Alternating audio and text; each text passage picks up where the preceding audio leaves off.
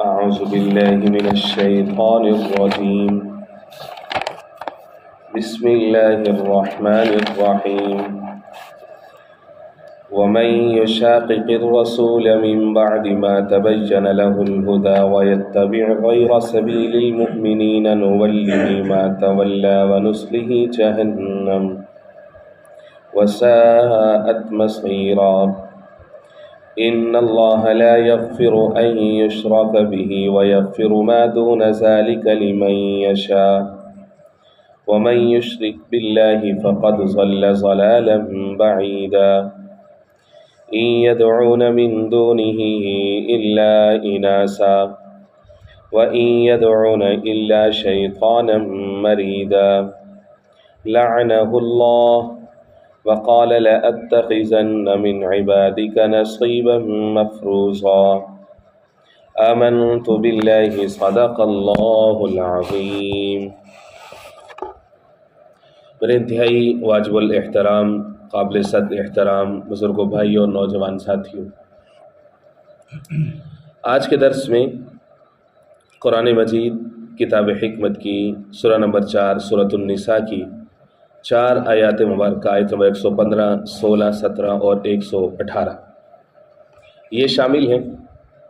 ماقبل کی آیات سے ایک مضمون چلا آ رہا ہے اور وہ ہے منافقین کی بری خصلتیں اور ان کی نفاق کی مختلف صورتیں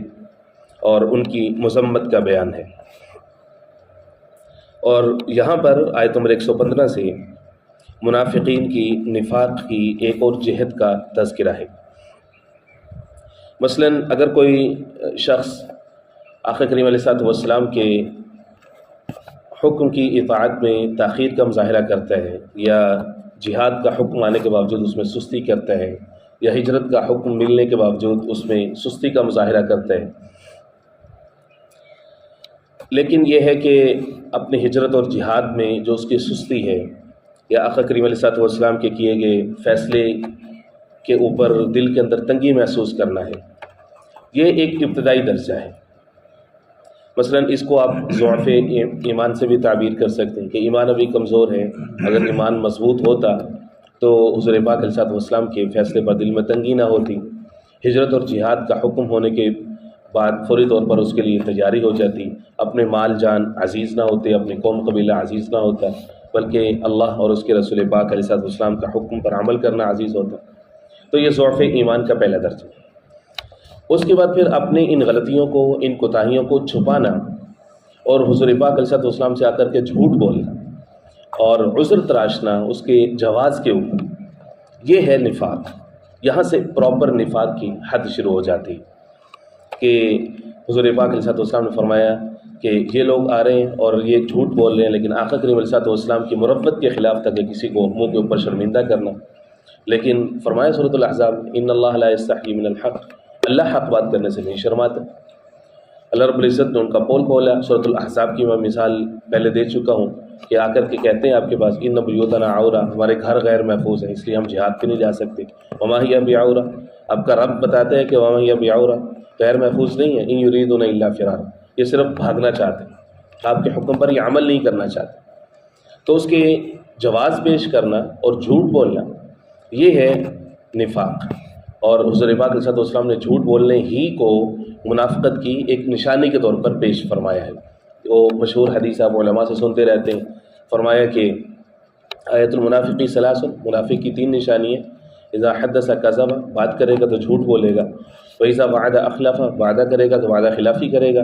واذا اؤتمن خان، امانت پاس رکھی جائے گی تو اس میں خیانت کرے گا۔ اور اس سے بھی معلوم ہوا کہ ضروری نہیں ہے کہ کافر کی یہ خصائل، یہ مسلمانوں میں سے ہی کچھ لوگوں کی یہ خصلتیں ہوں گی، کیونکہ اس کے ساتھ آگے جو حدیث کا ٹکڑا ہے جو کہ بعض روایت کے اندر موجود ہے کہ یہ 3 نشانیاں ہیں۔ اس کے بعد فرمایا اذا صام وصلى وزعم انه مؤمن، چاہے وہ نمازیں بھی پڑھتا ہو، روزے بھی رکھتا ہو اور اس میں گمان یہ ہے کہ وہ مسلمان ہے، لیکن اگر وہ یہ کام کرتا ہے جو پہلے 3 بیان ہوئے تو فرمایا وہ منافق ہے۔ منافق کی جو اگلی جو سٹیج ہے، تیسری جو سٹیج ہے، وہ یہ ہے کہ کھلم کھلا مخالفت پر اتر آئے، اللہ اور اس کے رسول کی مخالفت کرے، اور جو مومنین کا عام طریقہ ہے، جو مومنین کے عام معاشرتی اصول ہیں، وہ ان کی مخالفت کرنا شروع کر دیں، جو مسلمانوں کے معاشرے کی جو عام پریکٹسز ہیں ان کی مخالفت کرنا شروع کر دیں۔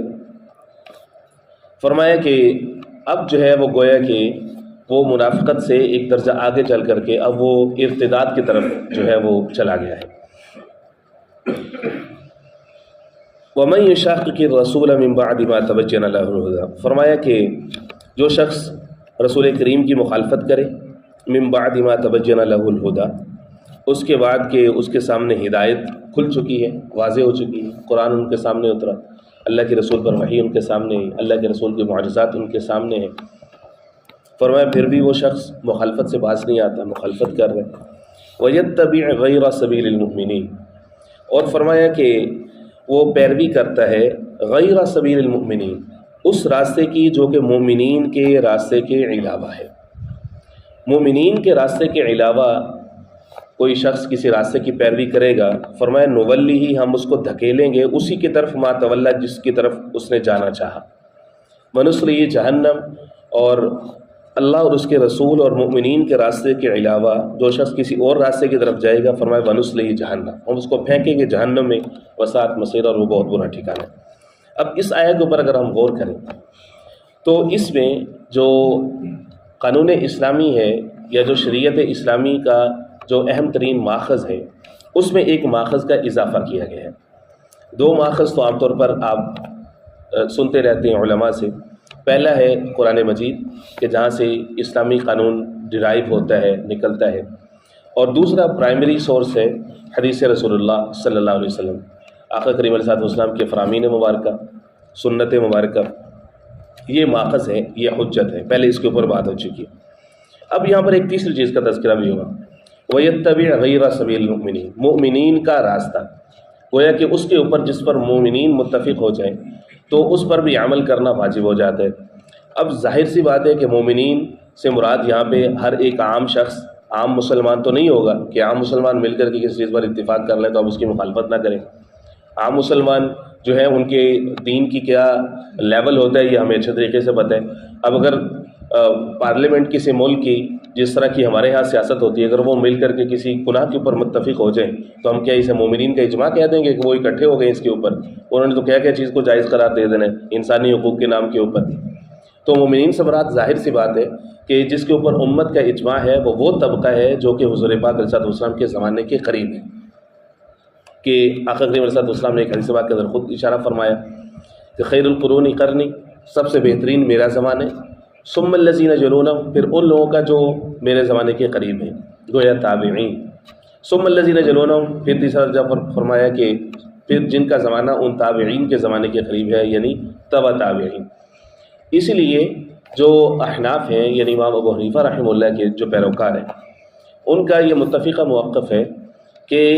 جو درجہ اجتہاد کو جو پہنچے ہوئے لوگ تھے، جو صحیح معنی میں وہ فقہا، وہ علماء، محدثین، مفسرین، کہ جن کی رائے پر امت کا اتفاق ہے یا ہونا چاہیے، وہ وہیں تک ہے کہ جن کی طرف ان حدیث پاک میں اشارہ کیا گیا ہے۔ گویا کہ تیسری سے چوتھی صدی تک جو لوگ آتے رہے ان کا درجہ وہ صحابی تھے حضور پاک علیہ السلام کے، اور پھر اس کے بعد صحابہ اکرام کے شاگرد تھے، پھر ان کے شاگردوں کے شاگرد تھے۔ تو اس لیے فرمایا کہ چوتھی صدی تک، اس کے بعد فرمایا حضور پاک صلی اللہ علیہ وسلم نے خود کہ اس کے بعد شر غالب آنا شروع ہو جائے گا، اس کے بعد پھر معاملات جو ہے وہ کسی اور طرف جانا شروع ہو جائیں گے۔ تو اس سے معلوم ہوا کہ جو اجماعی صحابہ ہے وہ حجت ہے، کہ جس بات کے اوپر صحابہ اکرام کا اجماع ہو جائے، اب جو ہے وہ امت کے لوگ اس سے مخالفت نہیں کر سکتے، اس کے خلاف نہیں جا سکتے۔ وَيَتَّبِعْ غَيْرَ سَبِيلِ الْمُؤْمِنِينَ، اسی کو فرمایا کہ مومنین کے راستے کے علاوہ کوئی شخص کسی اور چیز کی پیروی کرے، نولی ما تولیٰ، ہم اس کو دھکیل دیں گے اسی کی طرف کہ جس کی طرف اس نے جانا چاہا۔ گویا کہ اس کے علاوہ اگر وہ کسی ایسے شخص کی بات مانتا ہے جو صحابہ اکرام کے طرز عمل سے ہٹا ہوا ہے، کہ جو شخص نہ صحابہ اکرام کے طرز کو جانتا ہے، نہ ان کی سیرت کو جانتا ہے، نہ ان کے انداز کو جانتا ہے، اور نہ ہی ان کا جو انداز اطاعت تھا حضور پاک علیہ السلام کا، نہ ان کو جانتا ہے اور نہ ہی ان کی اتباع کرتے ہیں، تو اب جو ہے وہ جس کی بھی پیچھے چلے گا، چاہے وہ کوئی سو کالڈ پیر فقیر کیوں نہ ہو، چاہے وہ کوئی گدی نشین ہو، چاہے وہ کسی بھی درجے کا حامل، اس کا سوشل سٹیٹس چاہے کوئی بھی ہو، اس کو کچھ بھی کہتے ہو، لیکن اگر وہ صحابہ اکرام رضوان اللہ تعالی اجمعین کے طرز عمل کو نہیں جانتا اور ان کی مخالفت کر رہے ہیں تو سمجھیں کہ وہ اس آیت کے اندر اس آیت کی روح سے فرمایا منصلی و جہنم، اب اس کا ٹھکانہ جہنم ہے۔ اور اسی آیا کے اندر اگر ہم غور کریں تو مومنین کا جب تذکرہ ہوتا ہے تو ہم نے دیکھنا یہ ہے کہ قرآن مجید مومنین کن کے لیے سب سے پہلے کہتے ہیں؟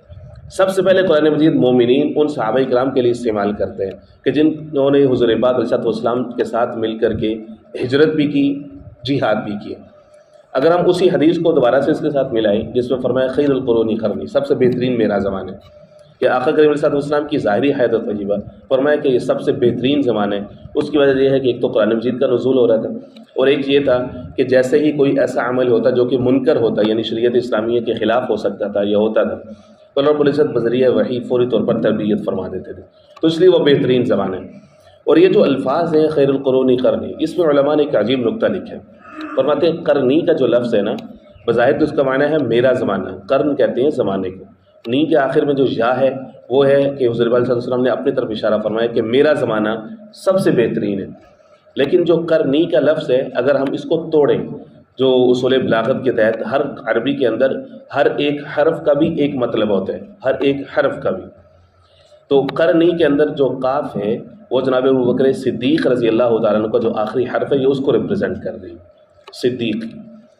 قرنی کے اندر پھر دوسرے اس کے بعد قاف کے بعد را ہے، یہ سیدنا عمر رضی اللہ تعالیٰ عنہ کے حرف جو نام ہے اس کا آخری حرف را ہے، یہ اس کو ریپرزینٹ کر رہی ہے۔ اس طرح سے قرنی میں تیسرے نمبر پر ہے نون، نون جناب عثمان رضی اللہ تعالیٰ عنہ کے جو نام کا آخری حرف ہے یہ اس کو ریپرزینٹ کر رہی ہے۔ قرنی کے اندر جو آخری حرف ہے وہ ہے یا، یہ جناب علی رضی اللہ تعالیٰ عنہ کا جو نام ہے اس کے آخری حرف کو ریپرزینٹ کر رہی ہے۔ یہ عجیب سے ایک نکتہ ہے کہ قرنی کے اندر فرما دیا کہ علیکم بسنتی و سنت الخلفاء الراشدین المہدیین، دوسری حدیث پاک میں فرمایا کہ تم پر میری سنت لازم ہے، اس پر عمل کرنا، و سنت الخلفاء الراشدین المہدیین، اور جو خلفاء راشدین ہیں جو ذریعہ ہدایت ہیں اس امت کے، ان کی سنت بھی تمہارے لیے اسی طرح سے حجت ہے۔ اب خلفاء راشدین کی ترتیب وہی ہے جو کہ قرنی کے اندر حروف کے اعتبار سے ہے، یا مثلا ابوبکر صدیق رضی اللہ تعالیٰ عنہ 2 سال 2 ماہ، سیدنا عمر فاروق رضی اللہ تعالیٰ عنہ 10 سال اور کچھ ماہ، سیدنا عثمان غنی رضی اللہ تعالیٰ عنہ 12 سال اور کچھ ماہ، سیدنا علی المرتضیٰ شیر خدا رضی اللہ عنہ 4 سال اور کچھ ماہ۔ تو یہ جو زمانہ ہے یہ سارا کا سارا فرمایا یہ خیر کے اوپر جو ہے وہ مشتمل ہے۔ تو جس طرح اللہ کے نبی کی سنت پر عمل کرنا لازم ہے، اس طرح خلفاء راشدین نے جن چیزوں پر جو ہے وہ عمل فرمایا ہے تو وہ بھی اسی طرح سے امت کے لیے حجت بنے گی، اور ان کے علاوہ جو ہٹ کر کے چلے گا فرمایا وَنُصْلِهِ جہنم، اس کا ٹھکانہ جہنم۔ آگے فرمایا ان اللہ لا یغفر ان یشرک بہ ویغفر ما دون ذلک لمن یشاء، بے شک اللہ نہیں بخشے گا اس چیز کو کہ اس کے ساتھ کسی کو شریک ٹھہرایا جائے، ویغفر ما دون ذلک لمن یشاء، اور بخش دے گا ہر اس گناہ کو جو کہ اس کے علاوہ ہے، لیکن اس میں بھی فرمایا من یشاء، جو چاہے گا اللہ معاف کر دے گا، جو نہیں چاہے گا اس کو نہیں معاف کرے گا۔ اب یہ جو آیا ہے اس کا ایک پس منظر ہے، پس منظر اس کا یہ ہے کہ جو چند آیات پہلے ایک منافق کا تذکرہ ہوا کہ جس نے چوری خود کی اور الزام پہلے کسی مسلمان کے اوپر لگایا، مومن خالص کے اوپر لگایا، پھر یہودی کے اوپر لگا دیا، اور پھر جو ہے اپنی قوم قبیلے کو ساتھ ملا کر کے اس کی قوم کے لوگ اس کے ساتھ کھڑے ہو گئے کہ بھائی یہ تو مسلمان ہے اور آپ اس کی بنیاد پر آپ جو وہ یہودی کی بات مان رہے ہیں اور اس کو سزا دے رہے ہیں۔ بالآخر حضور پاک علیہ الصلوۃ والسلام کا جو چکاؤ تھا وہ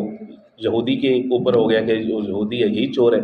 اس کو سزا بھی ملنے والی تھی، لیکن اللہ رب العزت نے اس کے اندر بتا دیا کہ بھائی یہ آپ کو دھوکہ دینے کی کوشش کر رہے ہیں، آپ کو بہکانے کی کوشش کر رہے ہیں، اپنی زبان کی تیزی کی وجہ سے اپنی قوم قبیلے کو اپنے ساتھ کھڑا کر کے قوم کے لوگ بھی گویا کہ ایک طرح کے منافقت کا مظاہرہ کر رہے ہیں کہ محض اس وجہ سے کہ ہمارا بندہ اگر چور ثابت ہوا تو ہماری پوری قوم کا وقار جاتا رہے گا، تو قوم کی جھوٹی انا کی تسکین کے لیے وہ لوگ جھوٹ کے ساتھ جو ہے وہ کھڑے ہو رہے تھے اور چور کے ساتھ کھڑے ہونے کی کوشش کر رہے تھے۔ تو فرمایا کہ ایک طرف اللہ اور اس کے رسول کا حکم ہے اور دوسری طرف آپ کا ہوائی نفس ہے، آپ کی ذاتی انا آ جائے، تو یہ بھی شرک کی ایک قسم ہے۔ شرک صرف یہ نہیں ہے کہ بتوں اور دیوتاؤں کے سامنے جا کر کے سجدہ کرنا۔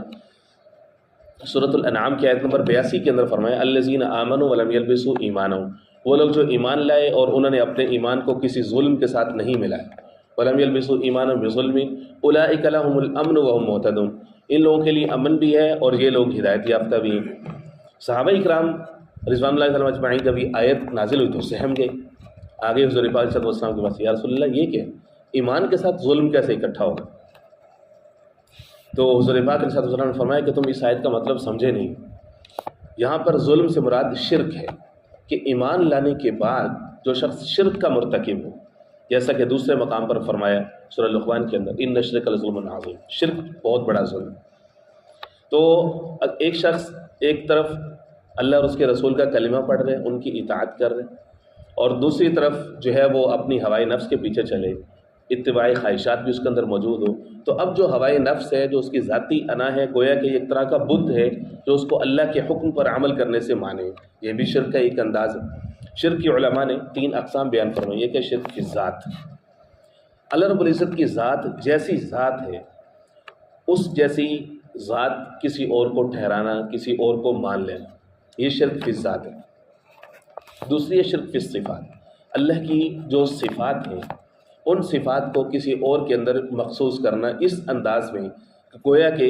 جو سننے والا ہے اس کی جو سوچ ہے وہ اسی بات کی طرف جائے کہ یہی اللہ کا تعارف ہے، یہ شرک فی صفات ہے۔ اسی طرح سے شرک کی تیسری جو قسم ہے شرک فی العبادہ، عبادت تداعی کے اندر، مانگنے کے اندر اللہ کے ساتھ کسی کو شریک ٹھہرانا، کہ اللہ کہتا ہے مجھ سے مانگو ہر حال میں، اور کوئی شخص کسی اور کو جو ہے وہ پکارے، کسی بھی انداز میں پکارے، تو فرمایا کہ غیر اللہ کو پکارنا یہ شرک ہے۔ فرمایا کہ شرک کے بارے میں قرآن مجید کی واضح لائن ہے ان اللہ لا یغفر ان یشرک بہ ویغفر ما دون ذلک لمن یشاء، بے شک اللہ معاف نہیں کرتا کہ اس کے ساتھ کسی کو شریک ٹھہرایا جائے، ویغفر ما دون ذلک لمن یشاء، اور اس کے علاوہ باقی جو اعمال ہیں، باقی جو گناہ کے عمل ہیں، فرمایا لمن یشاء، جو چاہے گا اللہ معاف کر دے گا۔ اچھا، بنیادی طور پر اس کے اندر ہم غور کریں، بنیادی طور پر ہر گناہ ہی شرک ہے، ہر ایک گناہ ہی شرک ہے۔ اس کی وجہ یہ ہے کہ گناہ ہوتا کیوں ہے؟ گناہ ہوتا ہے ہوائے نفس کی وجہ سے، ذاتی خواہش کی وجہ سے، تو وہ ذاتی خواہش اللہ کے حکم کے مقابلے پر ہوتی ہے تو وہ ایک شرک کی ایک صورت بن جاتی ہے۔ لیکن فرمایا کہ جو شرک اصلی ہے، جو شرک جلی ہے، غیر اللہ کی پوجا کرنا اور اس کی عبادت کرنا، فرمایا کہ اس کے بارے میں واضح لائن ہے وَمَن يُشْرِكْ بِاللَّهِ فَقَدْ ضَلَّ ضَلَالًا بَعِيدًا، وہ شخص کہ جس کے اوپر چوری ثابت ہو چکی تھی، قرآن مجید نے اس کا پول کھول دیا تھا، تو وہ وہاں سے بھاگ نکلا تھا، مدینہ سے بھاگ کر کے وہ مکہ چلا گیا تھا مشرکین کے پاس۔ اب وہاں جا کر کے ادھر تو کوئی تھوڑا بہت وہ مسلمانوں کی کیٹیگری میں شمار ہو رہا تھا، جب بھاگ کے مکہ چلا گیا اب اس نے شرک شروع کر دی، بتوں کی کلم کلا پوجا شروع کر دی۔ ادھر بھی مدینہ میں بھی وہ حضور پاک صلی اللہ علیہ وسلم کی مخالفت کرتا تھا چھپ چھپا کے، وہ شاعر تھا، شعر وغیرہ لکھتا تھا، سنگرز کو دیتا تھا، وہ پڑھتے تھے، لیکن اس کا نام نہیں لیتے تھے، یہ دل دل میں خوش ہوتا تھا کہ میرا کلام پڑھا جا رہا ہے۔ اللہ رب العزت بڑا غیرت مند ہے، اللہ رب العزت نے یہ پول کھولا اس کا، یہ ادھر سے بھاگ نکلا مکہ چلا گیا، کھلم کھولا جو ہے وہ مخالفت پر اترا ہے، گویا کہ اب جو ہے وہ صحیح معنی میں مشرکین کے حکم میں آ گیا۔ اس لیے رب العزت نے یہاں پہ فوری طور پر جو ہے وہ رخ وہاں سے موڑ کر کے مدینہ کے منافقین سے مشرکین کی طرف کر دی ہے کہ وَمَن يُشْرِكْ بِاللَّهِ فَقَدْ ضَلَّ ضَلَالًا بَعِيدًا، جو شخص شرک کرے گا اللہ کے ساتھ فَقَدْ ضَلَّ ضَلَالًا بَعِيدًا، تو اب وہ دور کی گمراہی میں چلا گیا۔ دور کی گمراہی سے کیا مراد ہے؟ یہی سورہ نساء میں، یہی پارہ نمبر 5 میں جو ہے وہ شروع کے اندر بالکل بعینی یہی آیت گزری ہے ان اللہ لا یغفر ان یشرک، کہ اللہ شرک کے علاوہ باقی گناہ معاف کر دے گا، لیکن وہاں پر یہ تھا وَمَن یشرک بِاللَّهِ فَقَدِ افْتَرَىٰ اِثْمًا عَظِیمًا، جو شخص اللہ کے ساتھ شریک ٹھہرائے گا تو اس نے جو ہے وہ بہت بڑا بہتان اپنے سر باندھا ہے۔ یہاں پر فرمایا کہ وہ دور کی گمراہی میں چلا گیا، تو فرق کیا ہے؟ فرمایا فرق یہ ہے کہ وہاں پہ جو روئے سخن تھا وہ یہود کی طرف تھا، وہاں پہ یہود کی مذمت ہو رہی تھی، تو یہود کے بارے میں فرمایا کہ انہوں نے بہتان باندھ لی ہے، گویا کہ اشارہ اس بات کی طرف تھا کہ ان کے پاس کتاب ہے، ان کے پاس اللہ کے احکام ہیں، ان کے پاس عقیدہ توحید صحیح معنی میں ان تک پہنچانے والے لوگ آئے، لیکن اس کے باوجود انہوں نے شرک کیا، تو فرمایا کہ یہ انہوں نے اپنے سر کے اوپر بہتان باندھے۔ یہاں پر خطاب ہے مشرکین کی طرف کہ جن کو اللہ کی پہچان پہلے نہیں تھی، جن کے پاس کوئی کتاب نہیں تھی، جن کے پاس پیغمبر نہیں آیا تھا، لیکن اب فرمایا کہ اب تو اللہ کے نبی آ چکے ہیں، معجزات تم دیکھ چکے ہو، کتاب اترتی ہے تمہارے سامنے، اب بھی اگر تم شرک کرو گے اور بتوں کی پوجا جاری رکھو گے، فرمایا تو اب ایسے ہی ہے جیسے تم دور کی گمراہی میں جو اب تم جا پڑے ہو کہ تمہارا واپس آنے کا کوئی امکان نہیں۔ ان یدعون من دونہ الا اناثا، فرمایا کہ یہ لوگ پکارتے ہیں اللہ کے سوا کسی کو نہیں پکارتے الا اناثا، مگر مؤنث کو، اناس جو ہے انسا کی جمع ہے، جس کا مطلب عورتیں ہوتے ہیں، مؤنث۔ اس کے مفسرین نے کئی ساری تفاسیر کی ہیں۔ ایک تو یہ ہے کہ یہاں سے اشارہ اس بات کی طرف ہے کہ عام طور پر جو عورت ہوتی ہے یا جو مؤنث ہوتی ہے اس کی طرف انسان کی اٹریکشن زیادہ ہوتی ہے، اور وہ گناہوں کا سبب ہوتی ہے، اور اللہ کی طرف آنے کے راستے میں وہ رکاوٹ ہوتی ہے۔ اس لیے صرف ایک جائز رشتہ مرد اور عورت کا وہ نکاح بتایا ہے، اور وہ اللہ کے عہد کے اوپر اور اللہ کی جو معاہدہ ہے، اللہ کو حاضر ناظر جان کر وہ اس بنیاد پر اس کو قائم کیا جاتا ہے تاکہ اس طریقے سے آنے والی عورت وہ اللہ کی طرف جانے کے راستے میں رکاوٹ نہ بنے۔ لیکن عام طور پر فرمایا کہ النساء حبائل الشیطان، عورتیں جو ہے وہ شیطان کا پھندا ہے، وہ انسان کی گمراہی کا سب سے پہلا سبب بنتی ہے، اس لیے شریعت اسلامیہ میں پردے کا حکم ہوا۔ دوسری تفسیر اس کی یہ فرمائی ہے کہ وہ جو وہ جو مشرکین تھے،